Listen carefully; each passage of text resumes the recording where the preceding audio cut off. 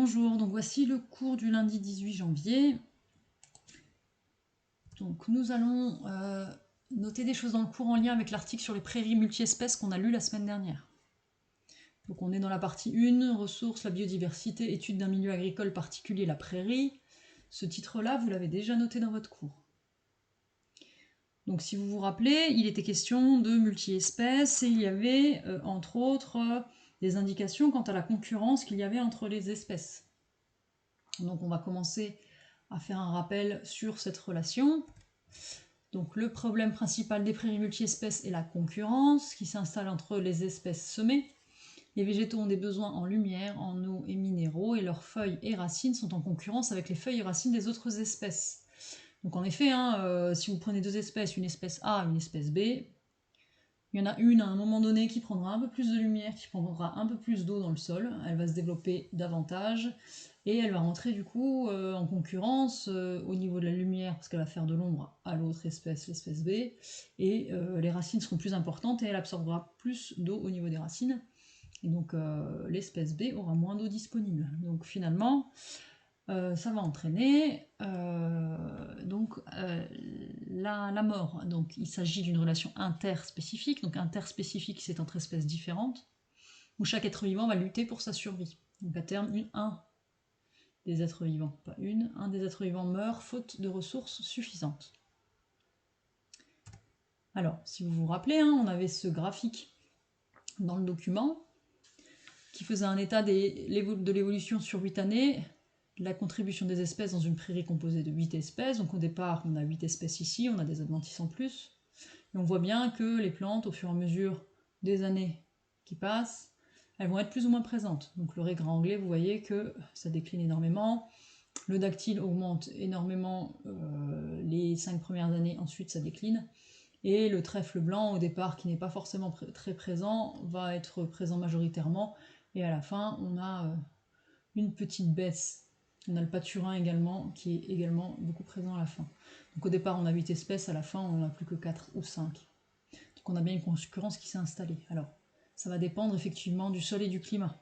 Notamment du climat, parce que le sol ne va pas trop varier, mais notamment du climat. Il suffit qu'il y ait un accident climatique une année, qui va favoriser une plante et qui va défavoriser une autre, et il va peut-être y avoir la disparition d'une plante à un moment donné.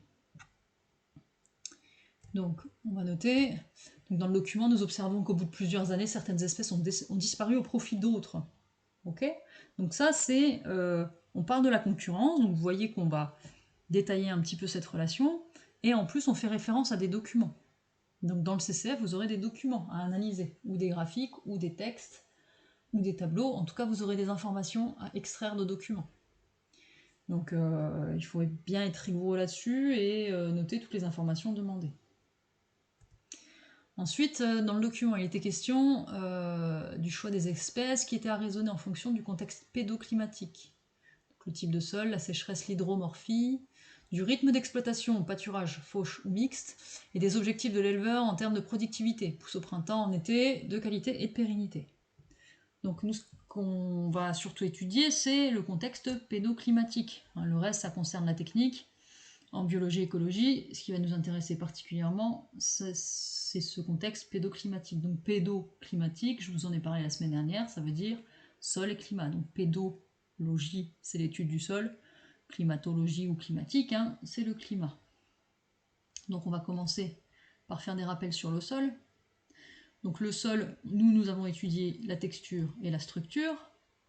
Donc pour rappel, la texture, c'est la composition du sol en argile, limon et sable.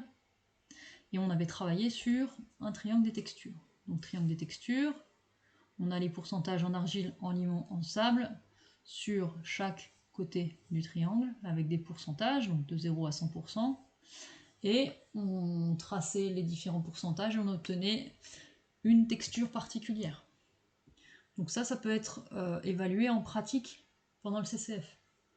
Donc on reverra ça ensemble au lycée quand vous serez revenus. On reverra comment ça s'utilise et on verra dans quelle mesure ça peut être utilisé en CCF. Donc la suite, donc la structure. La structure, c'est la manière dont sont agglomérées les particules d'argile, limon et sable, donc forcément ça va dépendre de la texture, mais aussi de la quantité de matière organique du sol. La matière organique dégradée, donc l'humus, va se lier à de l'argile et des ions calcium, Ca2+, afin de former le complexe argilo-humique. Donc ça, on a vu l'année dernière, et vous l'avez certainement revu en agronomie. Donc ce complexe argilo-humique qui va permettre au sol d'acquérir une structure fragmentaire, ou alors grumeleuse, ou vous pouvez aussi trouver le terme motteuse. Donc composé de mottes, riches en eau et minéraux. Donc on a des mottes riches en eau, ces mottes-là stockent l'eau, et en plus en minéraux, parce que si vous vous rappelez, le complexe argilo-humique, il est capable de fixer les ions positifs, et quelques ions négatifs, mais c'est la majorité sont des ions positifs, donc les minéraux. Entre les mottes, l'eau et l'air peuvent circuler, les racines peuvent progresser sans obstacle, donc c'est une structure de sol idéale, la structure fragmentaire. Les deux autres structures, on a vu la structure particulière, qui avait pour particularité d'être drainante, parce que c'est très riche en air. Structure particulière, c'est un sol sableux par exemple. Comme il y a beaucoup d'air à l'intérieur, il est plutôt sec, donc notamment en été, et en été c'est problématique pour les cultures qui y sont implantées. S'il est sec, il est pauvre en minéraux également. Le seul avantage de ce type de sol, c'est qu'au printemps, il se réchauffe plus vite, donc il peut y avoir une germination qui peut être accélérée au printemps par rapport à un sol plus lourd. Et on a une autre structure, la structure compacte, dont en général c'est une structure riche.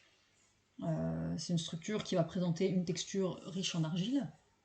Donc cette fois-ci ça va être pauvre en air, donc plutôt asphyxiant comme sol.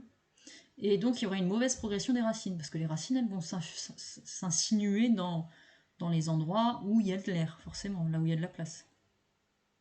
Donc mauvaise progression des racines. Par contre, c'est un sol qui est assez riche en eau, mais il faut que la plante elle puisse s'implanter. Donc un sol compact, donc, on peut l'améliorer. Un sol compact, c'est un sol argileux, en général. On peut l'améliorer en rapportant de la matière organique et du calcium. Alors le calcium peut être éventuellement présent sur place, c'est le cas si vous avez effectivement un sol argileux avec une roche mer calcaire, vous avez du calcium sur place déjà. S'il faut, vous pouvez en apporter par chaulage. Et par contre, matière organique du sol, vous pouvez apporter du lisier, du fumier, pourquoi pas, ou même du compost. Donc ça peut améliorer votre structure de sol, donc passer d'une structure compacte à une structure fragmentaire. Après, quand vous aurez un sol avec une structure particulière, là c'est très compliqué à faire évoluer. Donc il vaut mieux y implanter des cultures qui supportent ce type de sol plutôt que de chercher à modifier le sol. Ensuite, on va travailler sur le climat. Donc les rappels de ce qu'on a vu sur le climat. Donc, le climat de la Moselle, il est plutôt continental à influence océanique. Donc continental parce qu'on est dans les terres et influence océanique parce qu'on a souvent du vent qui vient de l'ouest, donc qui apporte de l'humidité. Il y a de l'eau bien répartie tout au long de l'année, donc sous forme d'orage en été, et beaucoup d'eau d'un coup. Donc ça, on va voir que c'est un inconvénient par la suite. Les étés sont chauds souvent, et ça peut entraîner des sécheresses là par contre. Mais si par chance vous avez eu quelques petits orages pas trop violents, vous pouvez avoir un sol un peu plus humide. Les hivers en général sont froids. Et printemps et automne assez doux avec une bonne répartition des précipitations. Mais parfois, il y a des accidents climatiques, donc ça, on a vu ça en première, donc notamment les inondations qui peuvent provoquer des érosions des sols, de l'érosion des sols, souvent en été à cause des orages. Donc ça arrive sur les sols nus qui sont en pente, le plus souvent. Les sols qui ne sont pas nus, l'érosion, elle est quand même limitée. La sécheresse, on en connaît régulièrement tous les ans, donc vous connaissez. Rarement vent violent, donc ça arrive, mais quand ça arrive, c'est vraiment très ponctuel et très localisé. Donc ça, c'est du fait qu'on a du relief en Moselle. Si on était sur des terrains plutôt plats, on pourrait avoir des vents violents plus fréquents, mais comme il y a du relief, ça casse les flux d'air, donc ça casse le vent. Le gel, donc parfois en hiver, donc là en ce moment avec la neige et les températures qui avoisinent 0, ça on ne considère pas comme un accident climatique, c'est plutôt normal. Un accident climatique, ce serait un coup de -15 pendant une semaine, voire 15 jours. Donc dans ce cas-là, les plantations, enfin les semis que vous avez mis en place l'année dernière, notamment de colza, pourraient en souffrir et pourraient ne pas repartir au printemps. Là, la neige qu'on a actuellement, elle pose pas trop de problèmes. Après, si ça s'installe dans le temps et qu'il y a des températures très froides qui arrivent, là, ce sera problématique. Alors, concernant le climat, nous allons, vous pouvez avoir, pardon, pour le CCF, à tracer des diagrammes climatiques. Donc si vous vous rappelez, hein, c'est pas très compliqué, ça demande juste de la rigueur, et bien sûr, ces diagrammes climatiques, il faut les interpréter par la suite. Donc il est possible que vous ayez ça également en CCF. Alors, ensuite, on va parler de l'économie d'azote avec la présence de légumineuses. Donc au pâturage, l'objectif est d'avoir de 30 à 50% de légumineuses dans le couvert pour que cela fonctionne.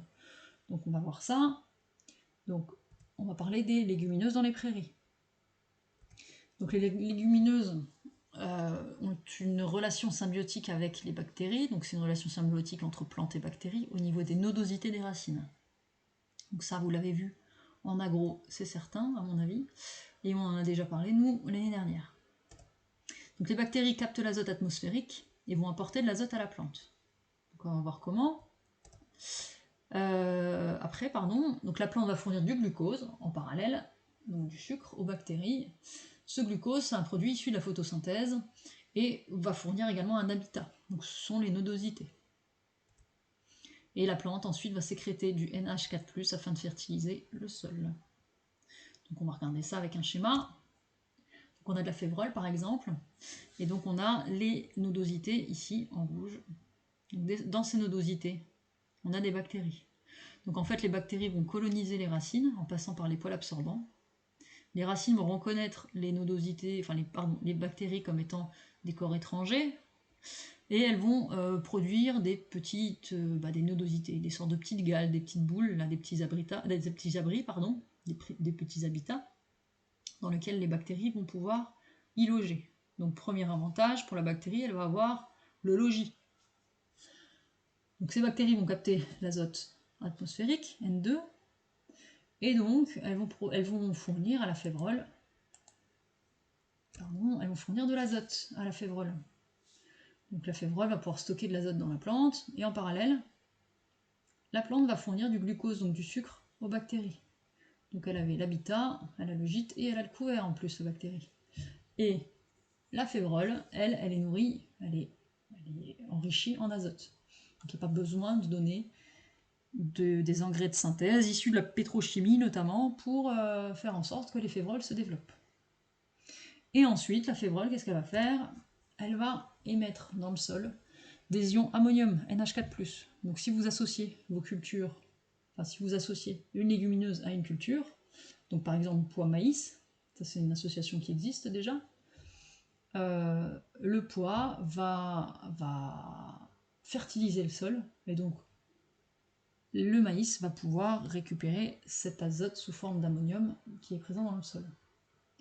En plus, notre févrole, elle va utiliser le maïs comme support, donc notre pois va utiliser le maïs comme support, donc ça va être une relation bénéfique pour tous les deux. Alors, on va parler maintenant de la durabilité. Donc les plurimulti-espèces sont incontournables pour tendre vers l'autonomie alimentaire. Donc l'autonomie alimentaire, notamment en azote, pour limiter l'utilisation de correcteurs azotés dans les rations alimentaires des animaux. Et de ce fait-là, quand on est autonome, on sécurise le système parce qu'on ne dépend pas d'autres intermédiaires pour pouvoir produire la viande, le lait, etc. Leur pérennité, donc on parle des prairies, hein, donc la pérennité, le fait qu'elles soient implantées plusieurs années sur place, permet un stockage important de carbone. Donc ça on va le voir avec la photosynthèse.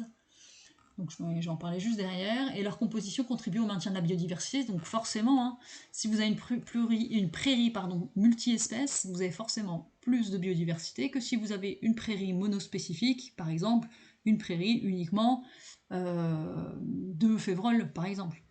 Donc d'un côté vous avez une seule espèce, de l'autre vous avez 5, 6, 7, 8 espèces, donc forcément il y a plus de biodiversité. Ça va attirer beaucoup d'insectes différents, ça va attirer vraiment des animaux plus diversifiés, donc des différents types d'animaux, pardon. Donc on va revenir sur le stockage du carbone avec la photosynthèse. Donc le stockage du carbone par les prairies. Donc les végétaux implantés réalisent la photosynthèse grâce à l'énergie lumineuse. Donc ça on l'a vu en seconde. On en a reparlé en première, en tout début d'année. Donc l'équation bilan de la photosynthèse, 6CO2 plus 6H2O, pardon, donne C6H2O6 plus 6O2. Donc ça c'est du dioxyde de carbone, ça c'est de l'eau. Donc dioxyde de carbone absorbé au niveau des feuilles, l'eau absorbée au niveau des racines. Grâce à la lumière, énergie lumineuse, il va y avoir production de sucre, donc glucose, et de dioxygène qui va être rejeté dans l'atmosphère.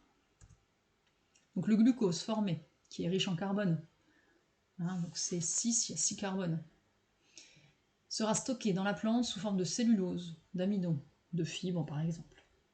Le carbone est donc stocké, et il contribue à diminuer la concentration de CO2 dans l'atmosphère. En effet, hein, à chaque molécule de glucose fabriquée, il va y avoir 6 molécules de CO2 de fixées, donc de stockées. Donc ça permet de contribuer à la limitation de l'effet de serre. Donc les prairies permanentes et les prairies multi-espèces en particulier permettent de stocker du carbone et permettent de lutter contre le réchauffement climatique. Donc pour lundi 1er février, donc pas lundi prochain parce que lundi prochain vous êtes en bac blanc, mais pour le lundi d'après, je vous demande de visionner une vidéo qui est en lien avec la ressource eau, et vous verrez, donc c'est un agriculteur qui parle de sa manière d'irriguer le maïs.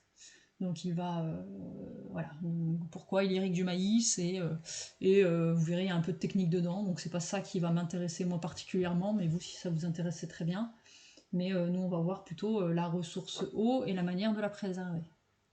Voilà, donc je vous souhaite une bonne journée et puis je vous dis à bientôt. Au revoir.